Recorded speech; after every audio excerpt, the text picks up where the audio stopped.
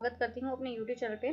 Friends, आज हम इस वीडियो में एक सर्कुलर को डिस्कस करेंगे जिसमें क्लैरिफिकेशन दी गई है regarding to pertaining to GST के रिगार्डिंग। इस सर्कुलर में क्या कहा गया है कि अगर आपके ऊपर जीएसटी में ई इनवॉइस की एप्लीकेबिलिटी अराइज नहीं होती हैं, कुछ सर्विसेज ऐसी हैं जिसपे एप्लीकेबिलिटीज अराइज नहीं होती हैं, अगर वो सर्विसेज कुछ गुड्स भी सप्लाई कर रहे हैं सेम एंटिटी, तो उस केस में भी क्या आपको इनवॉइस बनाना होगा। अब सबसे पहले देखते हैं कि इनवॉइस किस किस को नहीं बनाना है।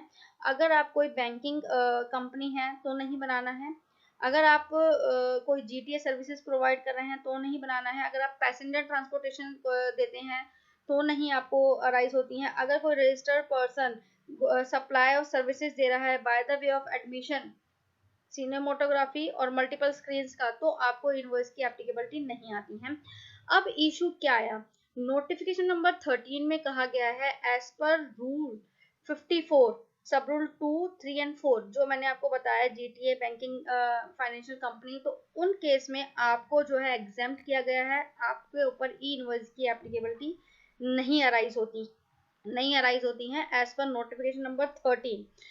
अब उस नोटिफिकेशन में इन सर्विसेज का बोला हुआ है, अगर ये एंटिटीज कोई सर्विसेज प्रोवाइड कर रही हैं तो उस केस में जो है इनवॉइस की एप्लीकेबिलिटी नहीं आती है। सपोज जीटी है या बैंकिंग कंपनी है, वो सर्विसेज प्रोवाइड करने के साथ साथ इन्वॉल्व हैं कुछ गुड्स के केस में भी, तो इस केस में भी क्या उनको ई इनवॉइस बनाना होगा, यही हमें इस सर्कुलर में क्लैरिफाई किया गया है। Clarification applicability of E invoice, whether the exemption from mandatory generation of e-invoice in the term of notification number 13 oblique 2020 as amended is available for the entity as whole, or whether the same is applicable only in respect of certain supply made by the said supply entity। इसमें कहा गया है अगर आप as a GTA registered हैं या आप banking company as registered है, अगर आप इन सर्विसेज के साथ कुछ गुड्स भी में भी की सप्लाईज में भी इन्वॉल्व हैं, तो उस केस में आपको इनवॉइस बनाना है या नहीं बनाना है, वही इसके में बताया गया है। यहाँ पर क्या इलस्ट्रेशन दिया गया है हमें, अगर आप एक बैंकिंग कंपनी, इलस्ट्रेशन है, आप banking company providing banking services may be involved in making supply of goods including bullions, the said banking company is exempt from mandatory issuance of e-invoice in term of notification number 13 of 2022 central tax date 21st March 2020 as amended for all supply of goods and services, and thus will not be required to issue e-invoice with respect to any supply made by it। यानी अगर आप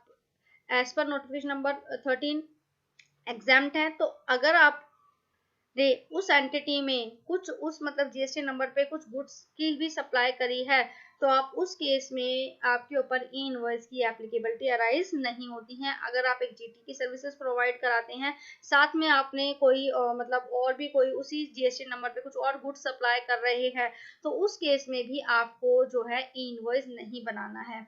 अब यहाँ पर हमें गौर देने वाली बात है, एंटिटीज की बात की गई है और हमारा जो जीएसटी नंबर जो रजिस्ट्रेशन लिया जाता है वो पेन बेस होता है। यानी कि अगर आपने एक पेन पे आप कोई गुड्स भी प्रोवाइड करा रहे हैं और सर्विसेज प्रोवाइड कर रहे हैं जो अंडर कैटेगरी फॉल करती है एग्जेम्प्ट में, तो उस केस में ही आपका जो है एग्जेम्प्ट रहेगा। अगर आपने सेम पेन पे जीएसटी नंबर अदर लिया हुआ है तो उस एंटिटी पर वो एप्लीकेबल नहीं होगी। आई होप फ्रेंड्स ये सर्कुलर आपको समझ में आया होगा और आपके लिए ये रेलेवेंट होगा। अगर आपको हमारी वीडियोस अच्छी लगती हैं, वीडियोस कंटेंट अच्छा लगता है, अगर आपको हमारी वीडियोस और जो नॉलेज हमने शेयर की यूजफुल लगती है, तो प्लीज़ वीडियो को लाइक कीजिएगा, शेयर कीजिएगा और चैनल को सब्सक्राइब जरूर कीजिएगा। Thank you for watching.